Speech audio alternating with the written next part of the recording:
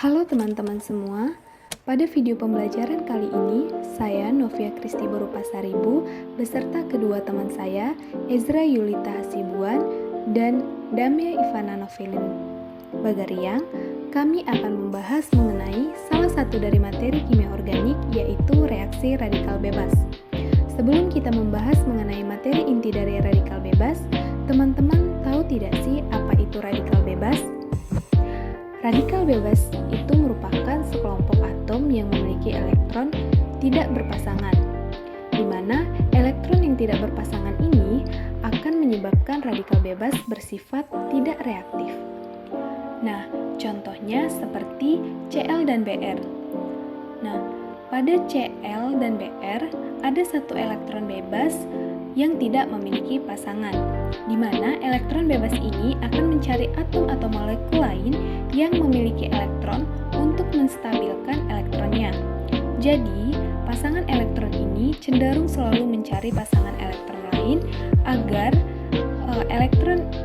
unsur ini berada dalam keadaan stabil. Teman-teman semua, pembentukan dari radikal bebas memiliki beberapa tahapan. Nah, apa saja sih tahapan dari radikal bebas ini? Secara umum, tahapan radikal bebas ini terbagi menjadi 3 tahapan reaksi atau tahapan pembentukannya. Nah, tahap yang pertama yaitu tahap inisiasi atau biasa dikenal dengan istilah permulaan. Pada tahap inisiasi ini merupakan tahap awal pembentukan radikal bebas itu terjadi. Dan pada pembentukan awal ini terjadi pemisahan. Pemisahannya ini biasa dinamakan dengan pemisahan homolitik. Tahap yang kedua yaitu propagasi atau biasa disebut dengan perambatan. Pada tahap propagasi ini terjadi perpanjangan rantai. Nah, tahap yang ketiga yaitu terminasi atau disebut dengan pengakhiran. 3 tahapan reaksi pembentukan radikal bebas ini nantinya akan dijelaskan lebih rinci. Nah, untuk tahap inisiasi, seperti yang sudah dijelaskan sebelumnya, bahwa tahap inisiasi merupakan tahap permulaan atau tahap awal pembentukan radikal bebas itu terjadi. Nah, di sini kita akan mereaksikan CH4 dengan Cl2, di mana pembentukan radikal bebasnya terjadi pada Cl2.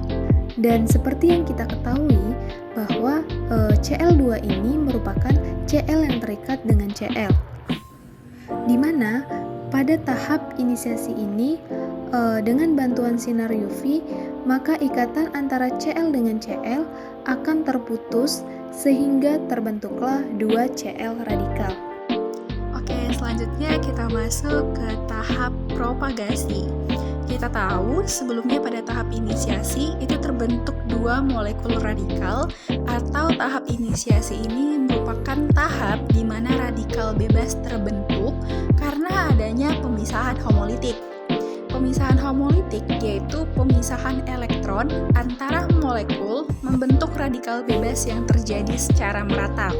Maksudnya pemisahan homolitik itu adalah pemisahan elektron yang terjadi secara merata, adil di antara 2 molekul gitu. Nah, pada tahap propagasi ini, radikal bebas yang sudah terbentuk akan bereaksi dengan molekul lain untuk menstabilkan dirinya. Reaksi ini akan menghasilkan radikal bebas baru sehingga menyebabkan propagasi atau perpanjangan reaksi radikal bebas. Tahap propagasi ini akan berlangsung terus-menerus sehingga radikal bebas dapat menyebar dan bereaksi dengan berbagai molekul lain. Nah, karena pada konsepnya di sini kita membahas mengenai reaksi radikal bebas pada alkana, kita ambil contoh pada klorinasi metana, di mana di sini ada klorin radikal hasil pemisahan homolitik tadi, kemudian dia bereaksi dengan metana sehingga akan menghasilkan metil radikal dan juga HCl. Nah, pada tahap propagasi ini hasil dari reaksi radikal bebas yang direaksikan dengan molekul lain itu akan terus-menerus gitu, akan bereaksi lagi dengan molekul lain. Nah, nantinya hasilnya tadi si metil radikal tadi akan bereaksi dengan klorin lain yang saling terikat sehingga dia bisa menghasilkan CH3Cl dan Cl radikal. Nah, kita lihat di sini bisa kita simpulkan pada tahap propagasi, di mana awalnya yang tadi kita reaksikan Cl radikal itu bereaksi dengan molekul metana, pada akhirnya juga akan tetap menghasilkan Cl radikal lagi. Ketika direaksikan lagi, dia akan menghasilkan Cl radikal lagi. Nah, hal inilah yang menyebabkan tahap propagasi bisa terjadi terus-menerus, karena di tiap tahapannya dia akan selalu menghasilkan molekul radikal baru. Nah, kita tahu bahwa radikal ini merupakan molekul yang aktif karena dia terdapat elektron bebas, sehingga untuk mencapai kestabilan dia butuh elektron dari molekul lain. Maka itu dia akan berikatan dengan molekul lain untuk menstabilkan dirinya. Nah, oleh karena itulah disinilah disebut mengapa tahap propagasi ini merupakan tahap perpanjangan, di mana tahap perpanjangan itu radikal bebas yang terbentuk akan terus berikatan dengan molekul lain untuk menstabilkan dirinya. Itulah penjelasan mengenai tahap propagasi. Selanjutnya, setelah kita membahas tentang tahap inisiasi yang merupakan permulaan, tahap propagasi adalah perempatan. Sekarang kita akan membahas tentang tahap terminasi yang merupakan tahap pengakhiran. Pada tahap terminasi, terjadi proses pengakhiran terbentuknya radikal, di mana tahap akhir merupakan pemusnah radikal bebas. Teman-teman ada yang tahu tidak bagaimana cara memusnahkan radikal?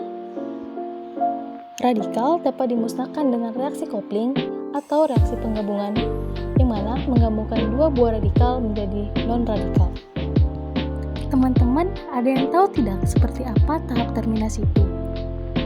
Pada tahap terminasi, radikal-radikal yang terbentuk pada tahap propagasi akan mengalami berikatan sehingga terbentuk molekul yang stabil. Jadi, tidak ada lagi radikal yang terbentuk. Itulah merupakan tahap dari pengakhiran. Untuk tahap terminasi bisa kita ambil contoh di mana Cl radikal bereaksi dengan Cl radikal akan membentuk molekul stabil yaitu Cl2.